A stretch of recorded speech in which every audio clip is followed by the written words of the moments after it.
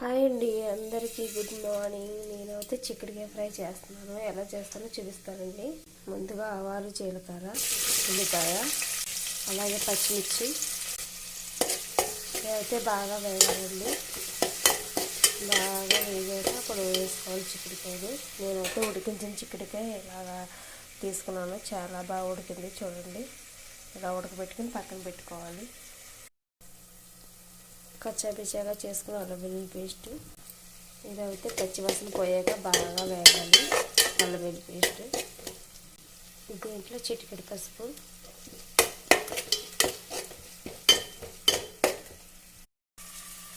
ఇప్పుడైతే ఉడికించిన చిక్కుడుకాయ వేసేస్తున్నాను.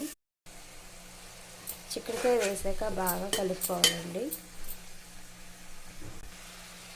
తగినంత సాల్ట్, స్టార్టింగ్లో కొంచెం పసుపు వేసుకున్నాం కదా, ఇప్పుడు కూడా వేసుకోవచ్చు కొద్దిగా.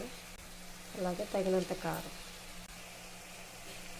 అలాగే ధనియాల పౌడర్, జీలకర్ర పొడి, అలాగే చికెన్ మసాలా ఇవన్నీ వేసుకుని బాగా కలుపుకోవాలి చిక్కుడుకాయకి పట్టేలా.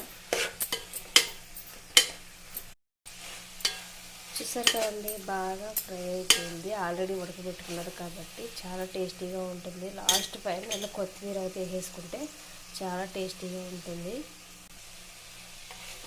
చూసారు కదా, చిక్కుడుకాయ ఫ్రై రెడీ.